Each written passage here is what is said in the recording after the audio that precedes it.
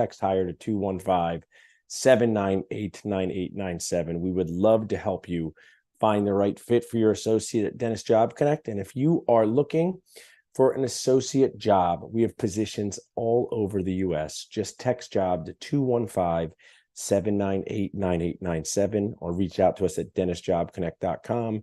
We would love to find you a fit for your dentisting home. One of my favorite things to do, even though people know me from Facebook, is face-to-face CE. And we have one of the best dentists on earth coming to Philadelphia in 2024, the restorative rock star himself, Dr. Jason Smithson from the UK. You do not want to miss these 2 days of the indirect restorations from concept to completion, a true restorative odyssey, onlays, inlays, veneers, crowns, and more. And I know I'm a dentist myself, how tough it is to survive, thrive, and not cry as a newish dentist in this world. So we created a How to Survive in the Real World of Dentisting manual. You can get it and read it for free. It has connections to advisors to help you. Golden Nacho tip, Golden Job Connect tip. Make sure a dental focused attorney reviews your contract before signing it. That goes for associate contracts. That goes for asset purchase agreements. That goes for something a DSO puts in front of you to give you shares of their company. Text Survive to 215-543-6454. I am so excited to welcome my friend. He can start his video to the Dentist Job Connect Zoom stage, Dr. Eric Roman. I've seen Dr. Eric Roman in person, amazing speaker, amazing dentisting human. He has so much to offer. We're going to talk about a few different things, but we're going to drill down, pun intended, for how to make yourself valuable as an associate dentist. So Dr. Eric, I have a question for you. On Dentist Job Connect TV, I start off with this question, and I'll role model it. What was your first job on earth? My first job was a bus person at a truck stop diner, where I learned a lot about customer service. I learned a lot about keeping your crying on the inside when someone would hold up their cup of coffee in the middle of a crowded breakfast shift, demanding more coffee. I learned that the more you smile, the better tips you get. So what was your first job on earth? Hey, Paul, my first job on earth. I stocked shoes in the back room of Foot Locker. Oh, wow. In an outlet mall in Orlando, Florida. I learned how to speak Spanish because you weren't selling shoes at an outlet mall in Orlando, Florida if you couldn't speak Spanish. I learned how nasty paper cuts can be from cardboard boxes. And I learned how to prevent myself from developing like mesothelioma from inhaled dust back there in the storeroom. So some pretty honorable skills. But I will say, my second job probably ended up being just as scary. And that was my first associate position, where I worked in a room with a smoking chair, Paul. Wow. What year was this? This was in 2007. And my first gig, the one operatory that I was given to work out of, with everything was rusted. And there was a chair in the corner, and the assistant told me, yeah, that's Dr. So-and-so's smoking chair. Wow. And I said, like, was it for like smoking prosthetics to like clean them or something? Like, no, he sits there with his pipe and his cigarettes, and he smokes during his appointments. I thought, wow, that is a wild start. So I love when people share something about themselves, but now I want to know your story. And I give people two options to tell me their story in 3 minutes. You can start now and go back, like the movie Go. I like that movie, the movie Go. And remember, you can start now and move back, or you can start with the origin of high school, college, but just catch our audience up as to your journey through this dentisting world. Paul, I thought I was going to be a professional baseball player. I play basketball, so that's the same. I was it. And I was leading Division I, the United States of America, in saves halfway through my junior year. Wow. And I tore my rotator cuff the same week that I got my first dental school acceptance letter. And it was like, here it is. And that was my first big decision in life. And I said, no surgery, no anything. Let's go be a dentist. I finished dental school, Paul. And do you know what? I bet everybody's heard of this dude, Scott Luna, Breakaway Practice Seminars. I showed up I was one of the first 8 people at the very first breakaway practice seminar. It was in Tampa, Florida. There were only 8 of us in the room, Scott Luna, and then a dude named Ryan Swain that started the company 6 Month Smiles back in the day. Yeah, I know. And I was one of those guys. And it shifted my perspective. Fast forward a little bit more. My entire career has been dental group practice. I had an associate at day 1 of practicing. I had my second inside of my first year. And through and through, I've built 2 different dental groups, and I've hired and trained over 100 associates personally. I've probably since I exited, because listen, you talk about dental tiers. I launched dental tiers at an extraordinary rate. Like, I felt every pain. I screwed up everything 2 or 3 times. I've been on the verge of bankruptcy a bunch, and finally everything worked. And just in time for it to work, I decided I want to try something different, and I want to try to share my journey with other people. And so in the years since, I have been teaching people how to take great care of associates, how to be a clinical director, and to cultivate and care for like our most precious commodity as an industry, our dentists, right? Yeah. And how to build great teams. And so I've been doing that, Paul. And, you know, it's been a lot of fun. And then yet there's one last pivot in this last 10 seconds. And you know what I realized, Paul, is that for all the stuff that the world wants to see from us, great dentistry, like we're building big practices or whatever, our dentists aren't happy. Like, and actually a lot of people in our industry aren't happy, and it hurts. And there's a lot of reasons. And so my new journey in one life. Wait, Eric, we're just rich dentists who work in air conditioning. We should be happy. What do you complain about? I want to go back to some of this, but I want to start now. Is that you are calling out in an authentic way that there's a lack of happiness inside of dentists, and from your work doing this, you know, training.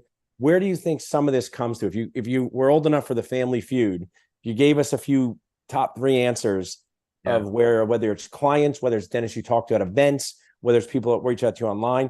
We're supposed to be happy, right? We're rich. We work in air conditioning. We only work 30 hours a week, right? So why is everybody so unhappy? So, Paul, the first thing, like, let's call it what it is. Dentistry is a really difficult industry. You can't lie about it. I work with entrepreneurs that are physicians, that are in other industries, that are general entrepreneurs. And like anybody, when you break down dentistry, they're like, oh yeah, that sucks. That's hard. That's like, there's pains there that you don't have in other spaces. And part of it, Paul, is because of our responsibility for healthcare. But there's the real reason I believe that we're not happy is that all the voices have told us to do what we did. The voices of our parents that said, hey, you need to get a new job. If you make money, you'll be happy. But they weren't happy. So what was our example? Then it was our instructors that told us, hey, if you do this in dentistry, you'll be happy, right? But they weren't happy. So why are we going to be? And then there's the voices of our society and all the books, and everybody's trying to tell us that we're going to find happiness because of what we do occupationally in business. But it never works, Paul. I know people that have had $100 million exits, $100 million. I've coached entrepreneurs whose exit from a DSO put $100 million in their bank account, and they're not happy. And like, it looks like it should work. But the truth is, Paul, our happiness and the way that we've been trying to define our lives should have never been our dentistry. It should have been inside of us. And nobody's ever given us a pathway to like, who are you if you're not a dentist? I absolutely love that. I will share. I had an amazing father. I practiced for 41 years. We practiced together for 11 years. Sadly, he passed away suddenly in 2016, but he was a very just secure person. He always said, you know, dentistry is my profession, not my hobby. I always said about him that he took helping people seriously, but he didn't take himself too seriously. He was a great role model. But even he said, you know, he passed away when he was 68, but, you know, he's worked with his 2 sons. And he would say, you know, man, if I retire, like, this has been my identity. Like, what am I going to do next? And I think there's a real sadness to that. You know, there's an awesomeness to be able to help people. I will also share that as someone who does Dentist Job Connect, Dental Nachos, like, I'm excited to be on this Zoom with you today. My Dentist Job Connect team, they're excited to talk to a dentist about hiring an associate. It stinks to sell stuff nobody wants. When you're a dentist, you're constantly being I don't want this. I hate the dentist. Why is it so expensive?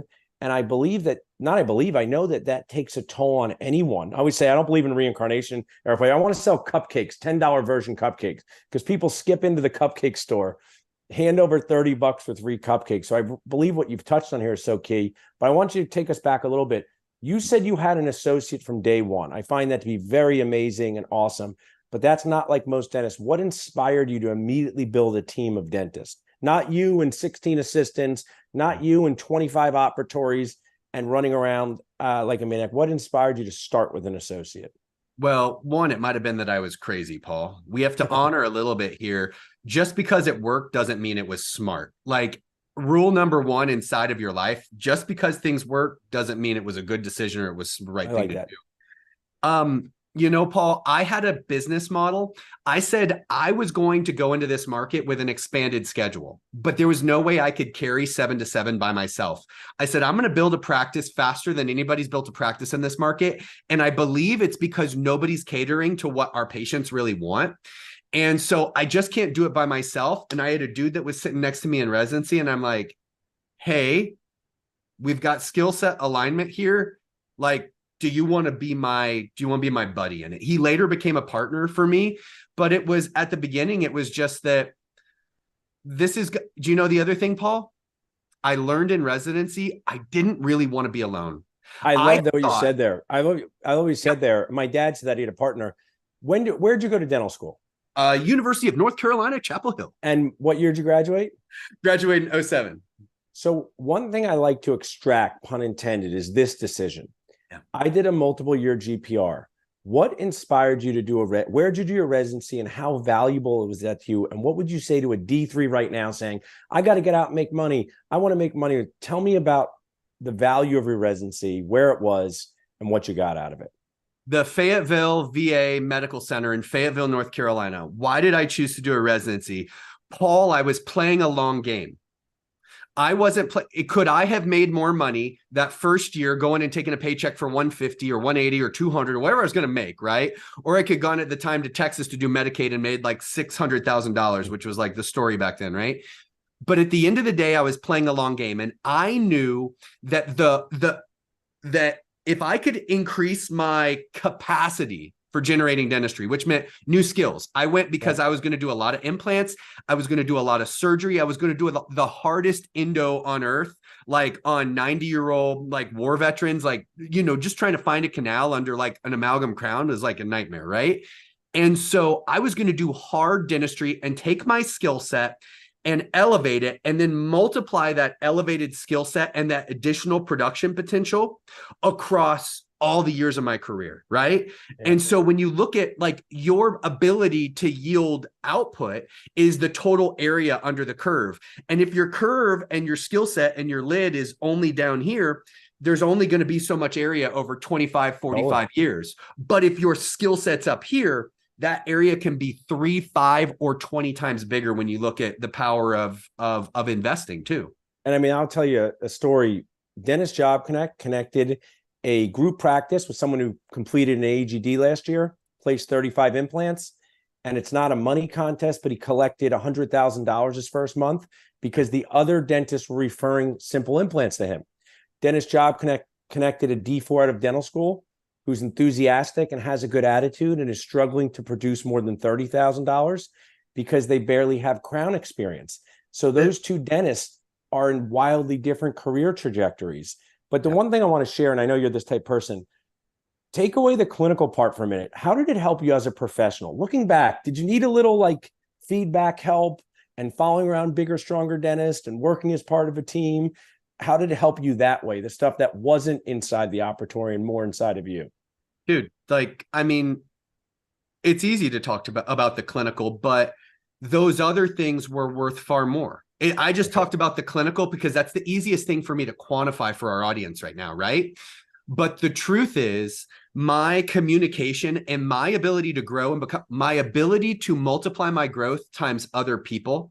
When another resident made a mistake, it was my opportunity to learn from it and theoretically not make it. I learned 4 times faster Right. because of my residency partners. I learned 8 or 10 times faster because of the faculty members that were in there.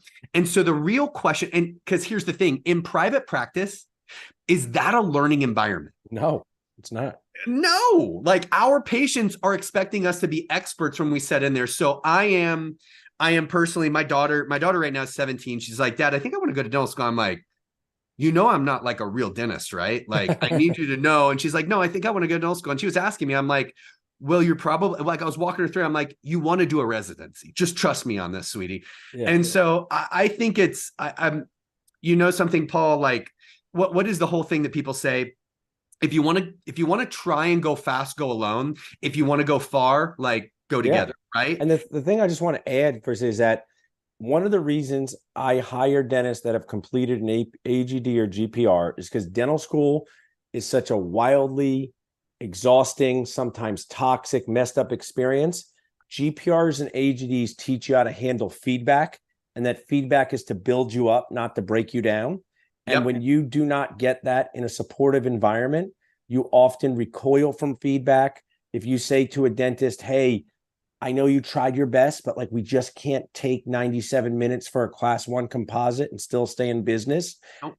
So I believe that's such an important point. So I want to now kind of keep going. You told us about 100 associate dentists. We're going to talk in the second half about how to be valuable as an associate dentist. But I want to talk in the first is, what is the problems you see? What are the things that you see, whether it's a DSO or my first associate, not maximizing their associate relationship in the right way? I don't want to necessarily say treating them wrong, but you can say that, but not getting how to handle working with associates. Well, let's just say it's a rule, not an outlier. Let's just be honest. Yeah.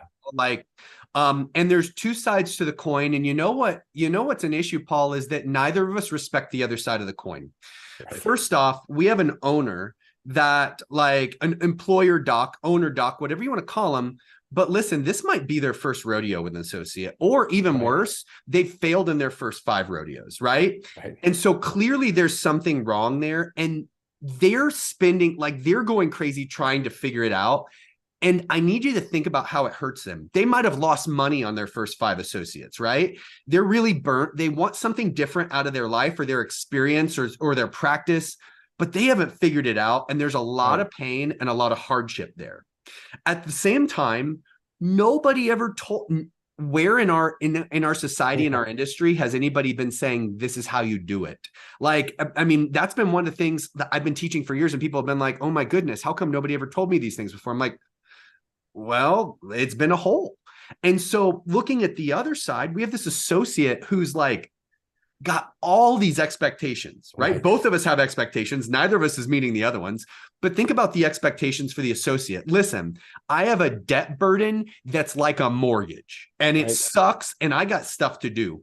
But better than that, I have life expectations, and I don't know how to get them fulfilled. And I have a certain type of dentist I want to be.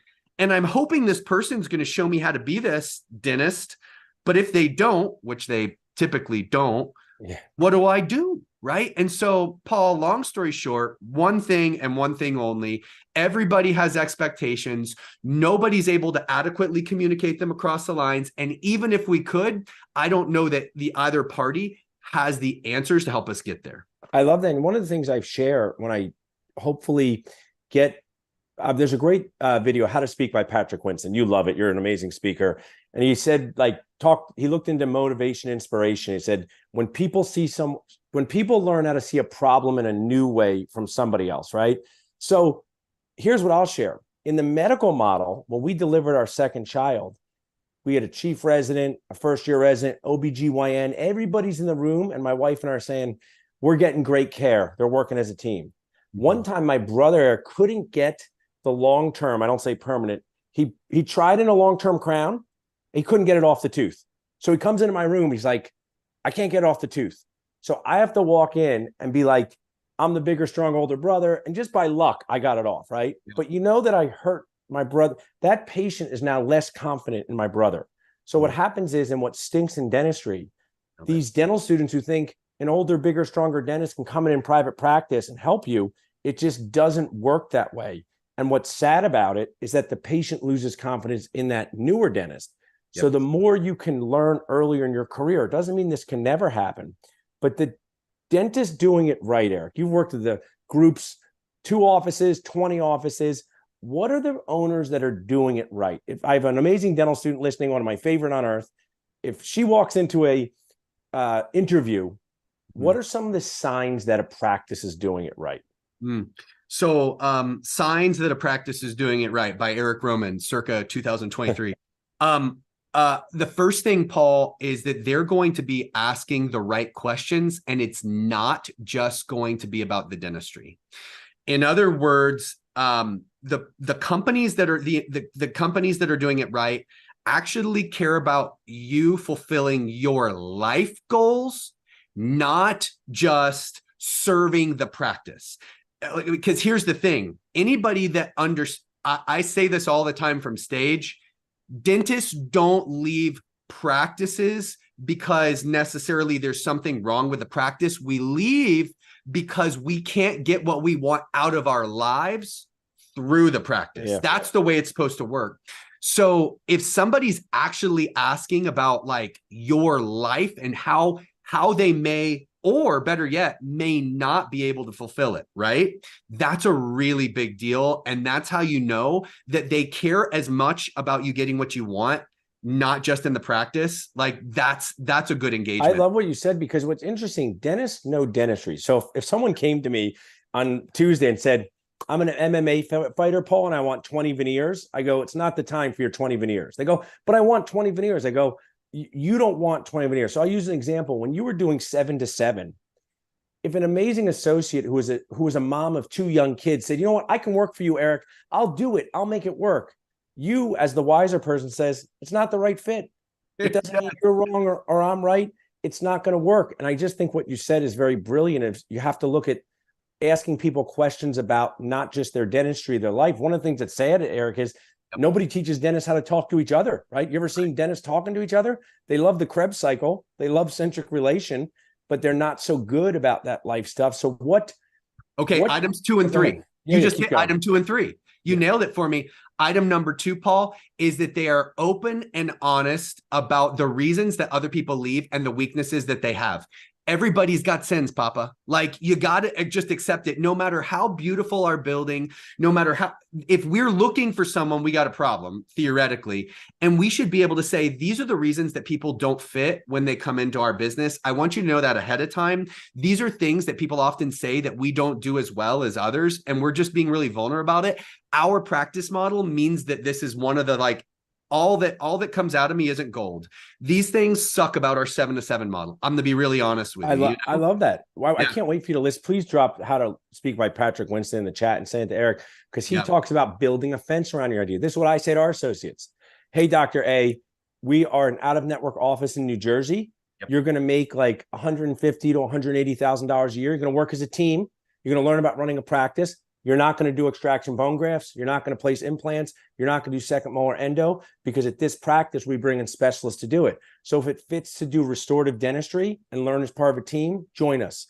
If you're a parent of 3 kids and you got to make $300,000 a year, I think there's other places for you. And I just think when cultures and leaders can share more what they're not, it inspires confidence. And do you see, I know this is a softball question, but like, do you see this getting messed up frequently on both ends? Mismanaged expectations. Again, that's why we're talking about it right now.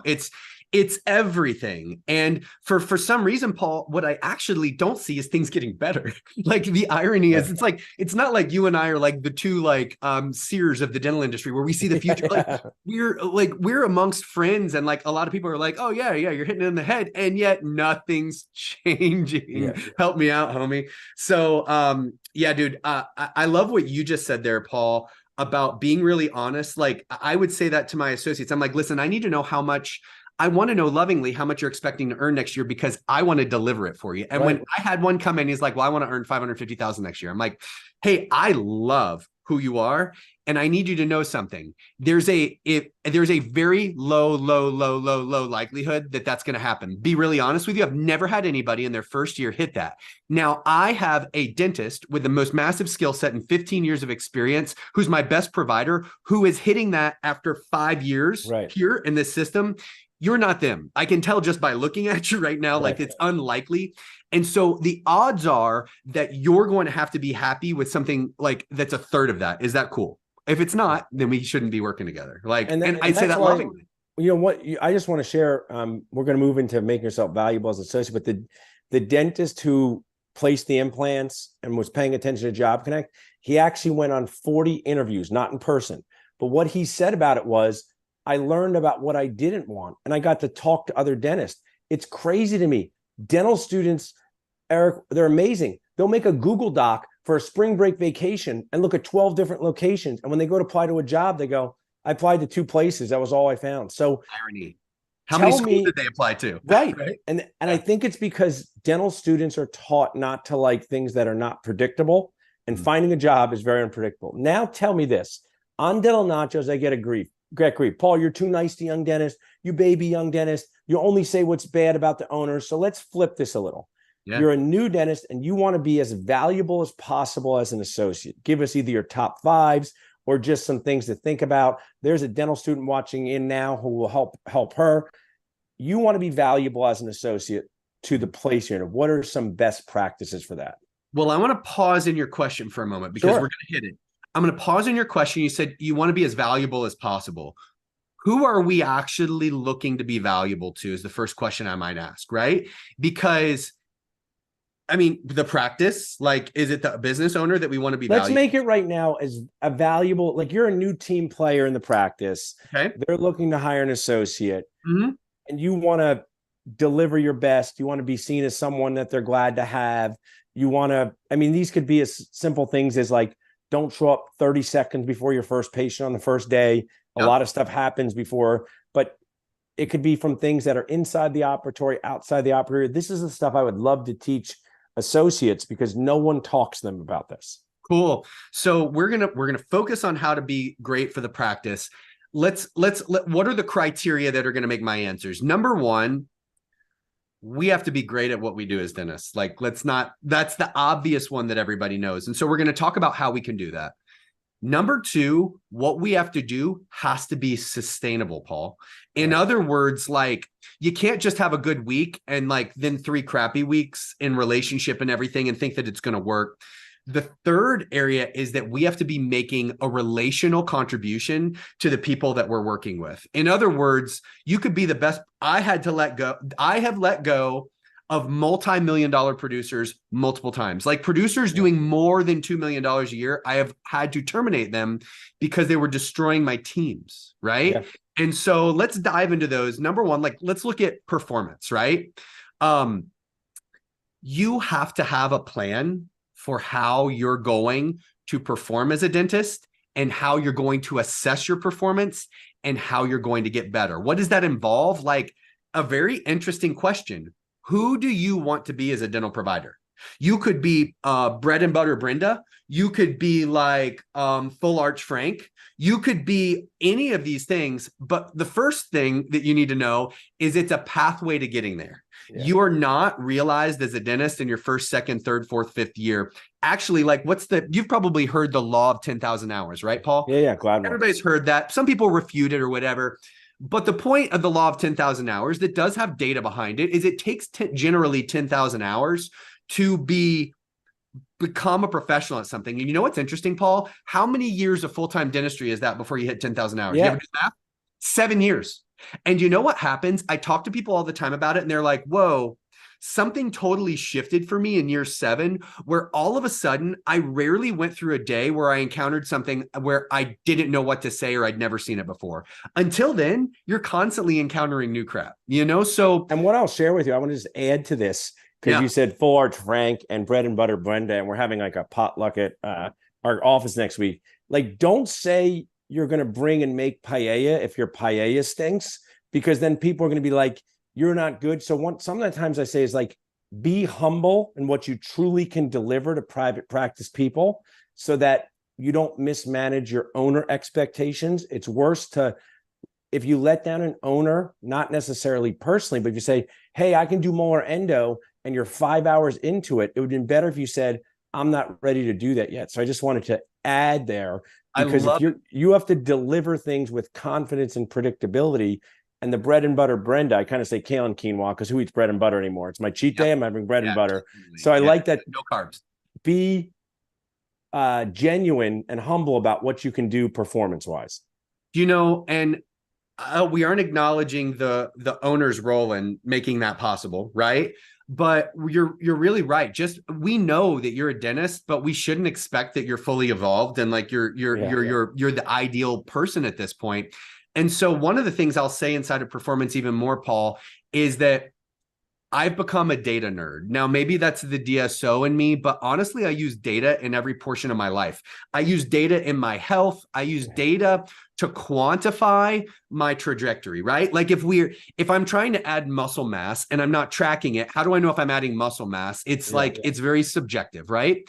And so you need to learn how to use key performance indicators or metrics to your advantage, how to own them, right? Because everybody's going to look at it like, oh, what was your production? No. Like, that's an outcome and a lagging indicator that tells us something that occurred. The real question and the gap for most of us, owners or associates, is we don't know how to turn our incremental behaviors today into production tomorrow. What are the things I can be doing when I don't like what a number says? What are the actions that I can take every single day in every single visit to make them shift, right? To make them change. So like, that's the piece where everybody misses. And honestly, there aren't a lot of people teaching that. And that's why I want to ask you, you always make the questions. Mm-hmm. You're Dr. Eric Roman, you're going to hire an associate. It's 2023. You need a full-time associate. Yeah. What CE would you like to see them taking? And I'm using training, right? Could be communication, could be extractions. Because I think dental students get very confused about where to invest their time and money. And it's often in things that the practice might not even be doing. When a 28-year-old says, I took a course on sleep apnea, I said, great, but no one's going to trust you for sleep apnea. You really should have taken a course on how to do a crown in less than 2 hours. So what CE, I know people listening, would you want to see associates taking? So listen, Paul, loaded question, because it depends on the practice.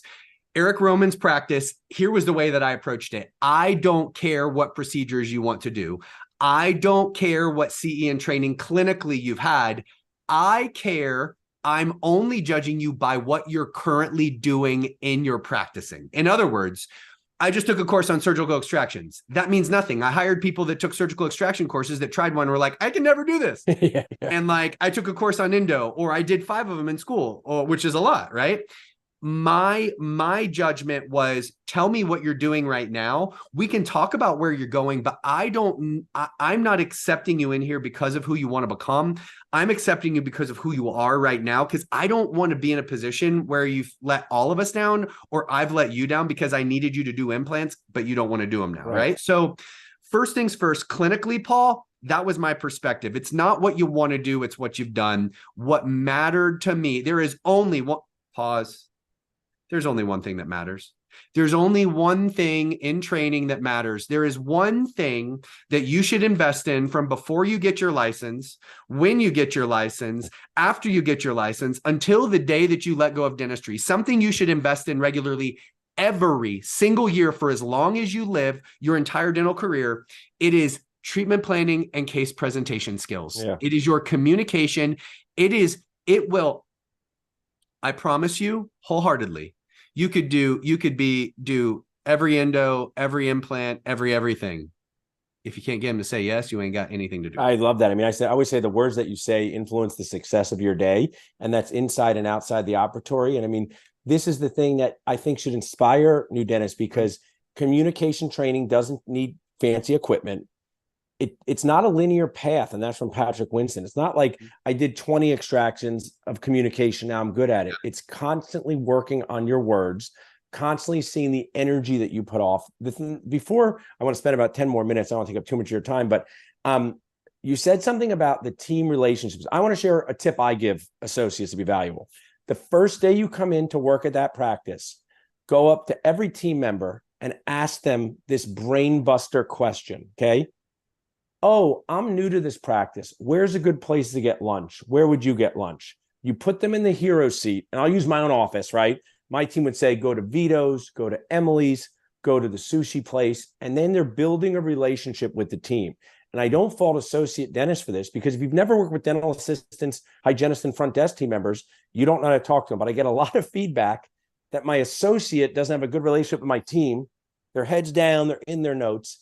And I see both sides here. So you talked about those relationships. That's one of my tips. Any tips on relationship building with the team? Paul, it's my item number 2, dude. Like, we can talk about performance, we can talk about numbers, we can talk about loving, recare. Like, I can give you a lot of things, but number 2 is you have to learn to lead and manage people. And you know what's funny, Paul, is that we all thought, what did we all say to get into dental school? Like, well, look, I was in this club and I did this thing. I'm a leader. Like, no, you're not. You don't understand leadership as it applies to the working world, and to like grow. Leadership isn't even about who you've grown and developed. You're not a leader until you've grown and developed someone else that's grown and developed someone else. It's 2 degrees of separation. That's leadership. And if there was one thing also, Paul, that when I stepped into dentistry, they were like, oh, well, tell me about your management. Oh, I don't have to manage. I'm a leader. Like, this is what I do. I do dentistry and I lead. I don't manage. And I have news for you. That's a lie. If you can't manage your assistant and your hygienist and your team, if you can't keep everybody on the same page, like and Eric, what's the difference? My daughter, when she was 9 years old, she gave me I asked her, I was getting ready to, she's like, Daddy, what are you teaching today for your teams? I'm like, oh, I'm teaching the difference between leadership and management. She's like, Dad, what's that?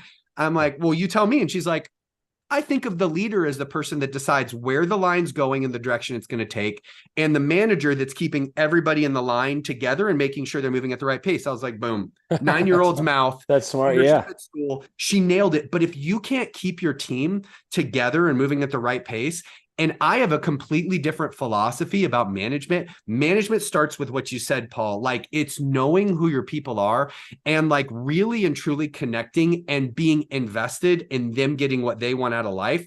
The same way that you're hoping you have an owner doctor that's invested in you getting what you want out of your life, you need to hope that your team is getting what and help them get what they want out of life, right?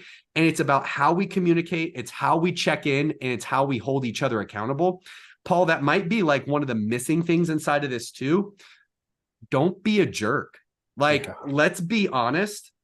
One of the things that dentistry and dental school are really good at, it's building a God complex in us. It's building a complex that you know everything because you have doctor in front of you. And also did this, Eric, you know what's crazy? At Penn, I had to set up my operatory, make my own bite rings. White rooms. I had to take the patient to pay, right? Yep. So it made me think like I'm alone in this whole thing, right? I'm filling out insurance forms. I'm getting, I think, so it's wild that they don't even begin to train the dental student about how to be part of the team. And I believe that I'm not disputing the God complex, but it's also the grandmother who doesn't let anybody help her bring the turkey out for Thanksgiving, right? Because listen, it's just like for a reason, right? And I get it. And so, you know, what we saw so often is we saw dentists that felt like they were better than their patients and they were better than their team. And the only difference between us and our patients and us and our team is the choices that we've made, but our choices don't make us better. We all came from the same spot, right, Paul?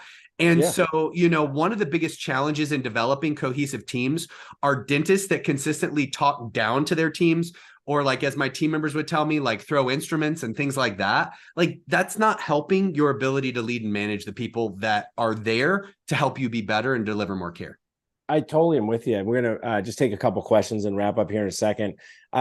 One of the questions from the audience, and I'll give one of mine, is do you recommend any treatment planning C courses on communication or case acceptance? What would you recommend? This is such a nice dentist. I know her from Instagram.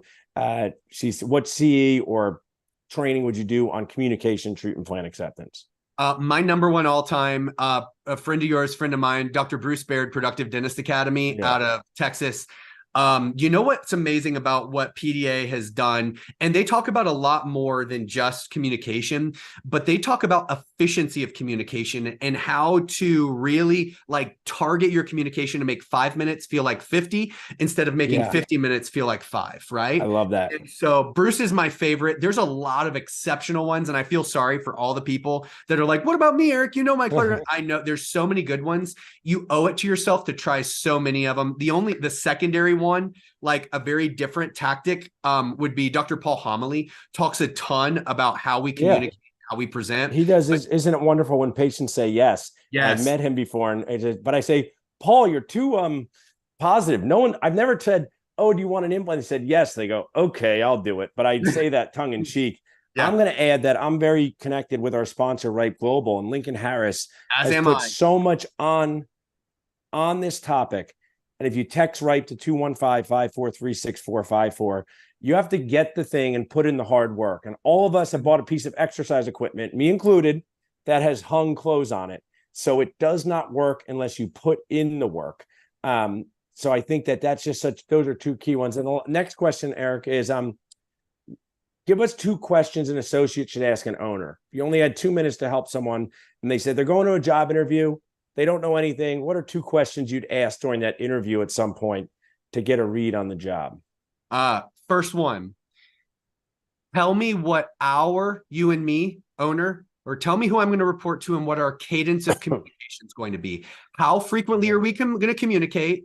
And what are we going to communicate about? And how are you going to be assessing my performance? Like that was like 3 questions inside there. That's enough. If they're gonna be like, well, I'm just gonna like and if they come back instead though and they say, listen, we have a structured cadence of communication. I'm going to check in with you on a sequential basis. This is what the schedule looks like for the first 3 months. Then we're going to check in on a weekly basis. Then we're going to check in on like whatever their answer is. You want to see somebody that has a plan for how you two are going to communicate, and you need someone to tell you what their expectations are for your performance. So you're not guessing every day. Am I doing a good job? Am I fulfilling what they wanted? Like that's such a big deal, Paul. And if they just give you one of these like, well, it depends on how you smell that day and how my relationship is with my dog, right? If that's the answer, you're not going to have a situation that works well. I love that. These are my 2 quick ones. One is, how often will I be the only dentist in the practice? How often will I be the only dentist in the practice? Because even as someone who's practiced for 20 years, if I was going to be someone's associate and they said every day you're going to be alone in this new place and there's no other dentist on site, it doesn't mean I wouldn't accept it. I would just have to go with a different mindset. And my other one would be, in your practice, what's the average insurance adjustment to your listed fees? And I'm less about judging the actual number and more about them not giving me gobbledygook. When I took insurance, I would say, great question. The average for us is between 20 and 23%. So that means that if you produce $1 million in our practice, you're going to be in the collections of 8 to 850 or 750 to 800. So those are my 2 questions I would ask. The star I'll put on that one, Paul, is do they actually really know? I would say 75% of the dentists I've met don't actually know the right answer there. And so are they telling you a number that they think it is, which isn't actually true? And that would just be my kind of... I like to see their face. If they say, oh, you got to ask my office manager. Now, I think polygraph, Paul. Let's hook them up and get some real data. I'm watching The Americans. I'm rewatching The Americans. I don't know if you saw that show from back, but I met a Secret Service agent, and he said that the Americans was very accurate. So my wife and I rewatched it. Now, the end is for you, Eric, and in a meaningful way. What are you doing now to help dentists? My team has dropped in the chat how people can connect with you. If someone's watching now or on demand, they say, I want to reach out to Eric to get advice, to do coaching, to do consulting, to go to a course. Give us a minute of that. Do you know something? I live to support the community. That's the first thing. So if I can provide insight, like as a dentist, let me. But where I'm moving to right now inside of my life, my One Life system is built around what are the things that we need to be doing outside of our dental lives in order to yield the happiness that we're searching for. Like how can we be as intentional about winning at life as we have been about becoming dentists. And the truth of it is, Paul, is I can say that because we were intentional about figuring out how to become a dentist. We won. Then we were intentional about saying, if I do these things, I'll be happy, but it's not going to work. Happiness comes not from our working environment. It's going to come from our relationships, from our lives, from the things that we do outside of our practice.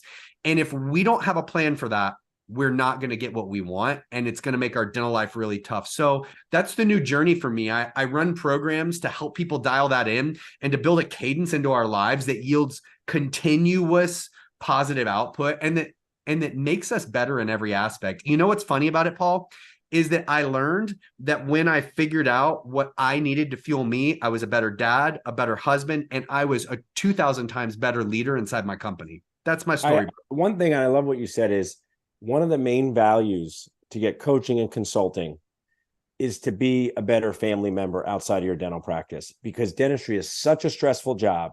Yeah. And yes, can you make more money? Yes. Yes. Can you help your team?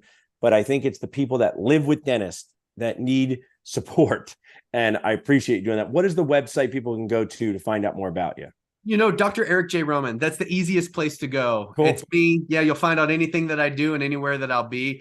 And if you want to connect with me, there's a ton of ways there. Well, people are already asking for the recording, so we'll do a sequel for this. My Job Connect team, stick around for a minute, Eric. My Job Connect team can take also YouTube, drop in the chat up. People can get the recording by texting in for that. Amazing job, Eric. Thanks so much for sharing with us. Thanks for having me, brother. It's great to hang out with you. Awesome.